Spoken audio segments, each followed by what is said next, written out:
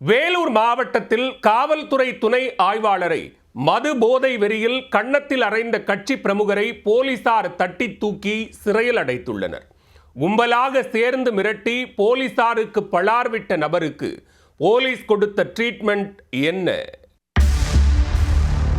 வேலூர் மாவட்டத்தில் குற்றச் செயல்களை தடுக்க இரவு நேரங்களில் காவல்துறையினர் ரோந்து பணியில் ஈடுபட காவல்துறை கண்காணிப்பாளர் மயில்வாகனன் உத்தரவிட்டுள்ளார். அதன் பேரில் காவல்துறையினர் இரவு முழுவதும் விடிய விடிய ரோந்து பணிகளில் ஈடுபட்டு வருகின்றனர்.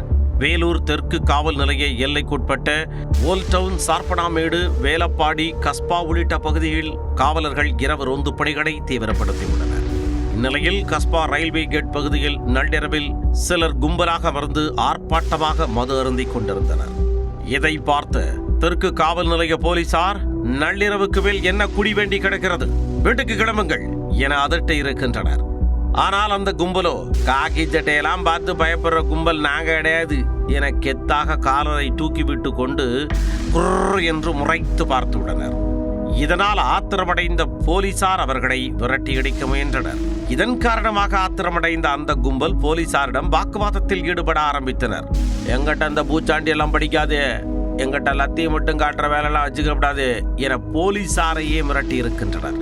இரவு நீண்ட நேரம் ஆகிவிட்டது என்பதால் உடனே அந்த இடத்தை காலி செய்ய வேண்டுமென போலீசார் திட்டவட்டமாக கூறியதால் போதை கும்பலில் இருந்த ஒருவருக்கு மட்டும் கோபம் மூக்குக்கு மேலே சர்ரென்று ஏறி இருக்கிறார். உடனே கூட்டத்திற்குள் இருந்து தவளை போல தாவி குதித்து பாய்ந்து வந்த அந்த நபர் பணியில் இருக்கும் காவலர் என்பதையும் பொருட்படுத்தாமல் துணை ஆய்வாளர் சந்தோஷின் சட்டையை பிடித்து கன்னத்தில் பளார் பளார் பளார் என அறை விட்டிருக்கிறார். இதை கண்டு அங்கிருந்த அனைவரும் அதிர்ந்து போயினர்.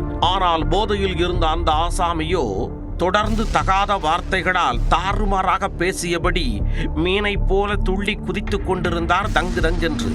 போதையின் உச்சத்தில் இருந்த அந்த கும்பல் கொலைவெறியில் இருந்ததால் போலீசார் தெற்கு காவல் நிலைய போலீசாருக்கு தகவல் கொடுத்தனர். உடனே வழக்கு பதிவு செய்த போலீசார் தாக்குதலில் ஈடுபட்ட நபரை தட்டி தட்டி தூக்கினர். அவரிடம் விசாரித்த போது திமுக 33வது வார்டு பிரதிநிதி தாமோதரன் என தெரிய வந்துள்ளது.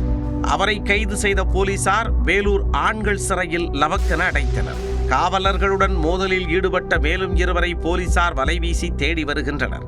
வேலூரில் பல பகுதிகளில் ரோந்து செல்லும் போலீசார் மீது இதுபோன்று தாக்குதல் நடத்தப்படும் சம்பவங்கள் அடிக்கடி நிகழ்ந்து வருவதாக கூறப்படுகிறது.